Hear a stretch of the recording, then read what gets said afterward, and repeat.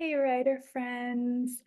Does everything feel more important than writing, yet you're depressed from not writing?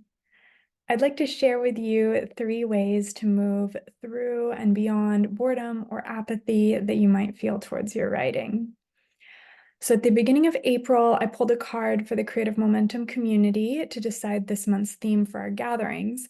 And this card has felt really apt. So I thought I'd share more about April's guiding card and how we can work with it to free ourselves up in our writing practice and ease away from thoughts or paradigms that limit us. So the card is the Six of Swords, which guides us into the wisdom of liminal spaces, in between spaces. So that's dream spaces, pauses, transitions, travel. And this is the Star Spinner Tarot by Trungles. And from a creative standpoint, I'd like to explore this card as pointing to the ways that boredom or apathy show up in our writing practice and what we can do about it. Some of us are really able to jump into action and be purposeful and productive when a situation feels urgent, and maybe only when a situation feels urgent. And that can be important, but what do we do when our day job or random obligations or distractions on social media have some external urgency, but are intrinsically less important than our writing? It can be hard to create space for our writing and to slow down for our process when everything else feels more urgent. But if writing is your portal to authenticity, then in times when authenticity is needed, what could be more important than your writing, right?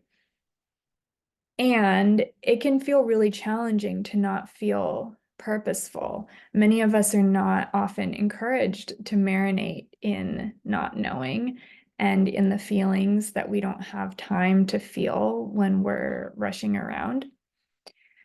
But when we honor boredom for its role in the creative process, we move through it in a way that feels less harsh, less rejecting, and actually more interesting.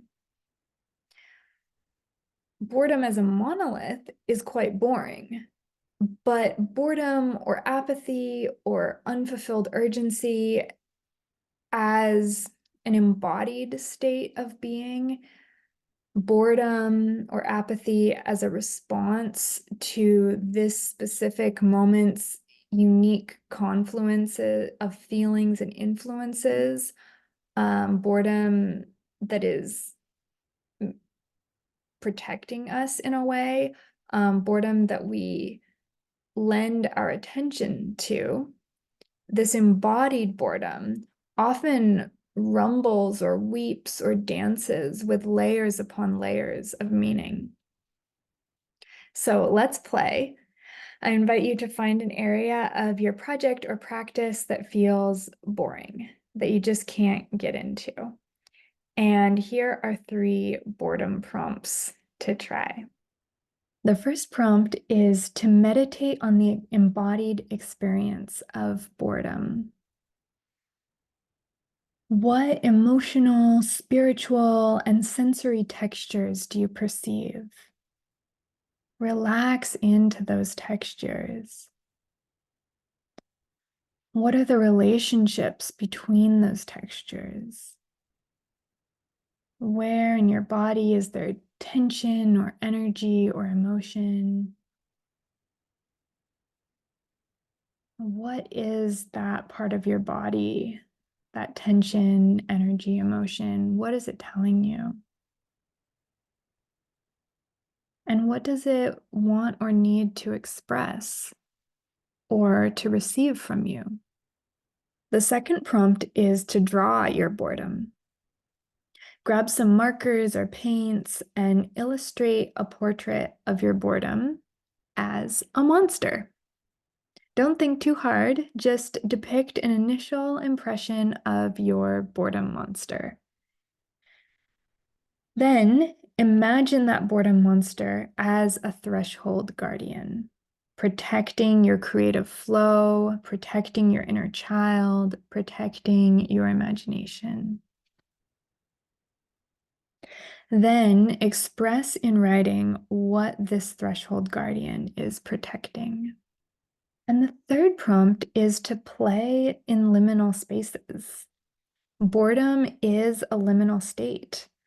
What timeframes or geographies does your current liminal space hover between? What item or photograph can you place on your writing altar to honor the current liminal space where you reside? Describe a current liminal or in-between space in your life, and then adapt that description so you can fit it into your writing project and see what changes in the piece when you do that.